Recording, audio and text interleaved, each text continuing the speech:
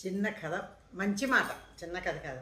అందరూ అడుగుతారు, మీరు ఎలా మెయింటైన్ చేస్తున్నారండి, ఇంత హుషారుగా ఇంత యాక్టివ్గా ఉన్నారు, ఎలా ఉంటున్నారండి అంటే, నిరంతరం శ్రమిస్తూనే ఉంటాము, నిరంతరం ఆలోచిస్తూనే ఉంటాం.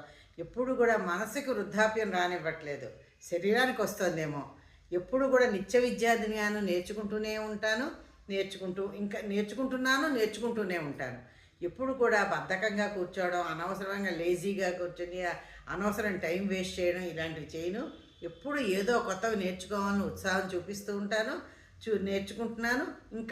ఇంకా నేర్చుకుందుకు ఎవరేం చెప్పినా కూడా నేర్చుకునే ప్రయత్నం చేస్తున్నాను. అందుకే నా మనసుకు వృద్ధాప్యం రాలేదండి. నా శరీరానికి వచ్చిందేమో నాకు తెలియదు అది. నాకైతే రాలేదనిపిస్తుంది. అందుకే నేను ఎప్పుడూ యాక్టివ్గా ఉంటాను. ఏదో ఒకటి చేస్తుంటాను. ఎవరో ఒకళ్ళు నన్ను అడుగుతూ ఉంటారు కదా, ఎలా ఉంటారండి అని. అందుకు వాళ్ళకి ఈ సమాధానం. అంతేకాదండి, నేను నిత్య విద్యార్థిని.